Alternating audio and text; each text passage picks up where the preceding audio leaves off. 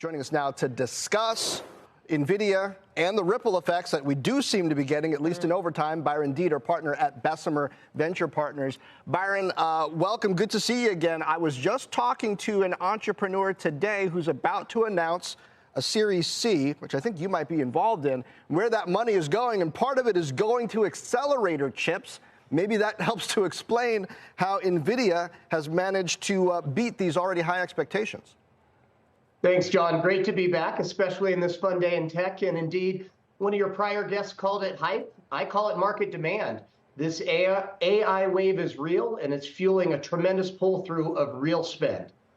So what about, though, the predictions from the CEO of Databricks, the CEO of MinIO as well, that these accelerator chips are going to get cheaper, that there's going to be competition that comes in, brings prices down? Do you buy that, or is Nvidia so far ahead with such unique technology that it's going to maintain pricing power and volume growth?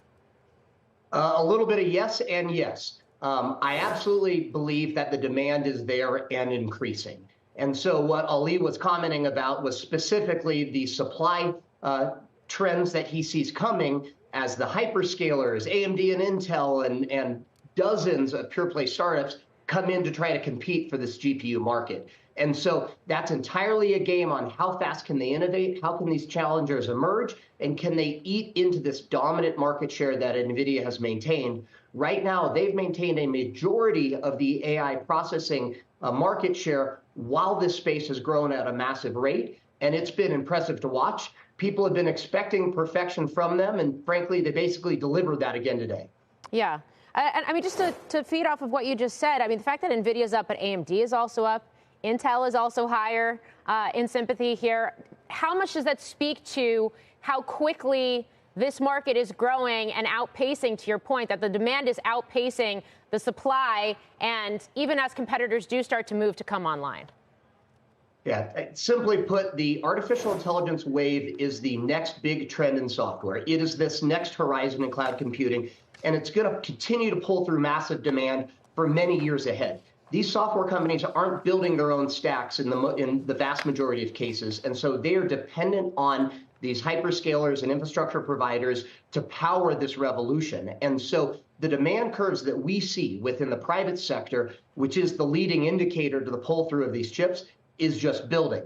The big question out there and what people are trying to anticipate is how will these new entrants come in and start to compete for delivery? And so that hardware battle is on, but I can tell you with very high confidence that the iceberg under the surface that people can't yet see of software companies building in the public markets, private markets, soon be public markets, is unstoppable. There are hundreds of high-quality venture-backed companies that are emerging now that are starting to build up real scale. And Byron, that's what people often miss. It seems to me, when you're talking about a chip company, hardware companies, the moat that they have is often defined by software. And Nvidia develops a lot of software. It's been investing in a lot of software companies.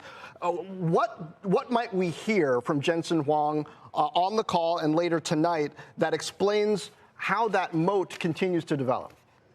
Yeah, I mean, they're building moats in several ways. Software is certainly one, the raw chip capabilities is another, and frankly, their ecosystem is a third. You see them extremely active in venture investing themselves as they're getting these leading companies to bet on their stack as they scale up. And it's extremely clever. They're trying to take what is a short-term market share game advantage with this supply shortage and turn that into long-term sustainable competitive advantages.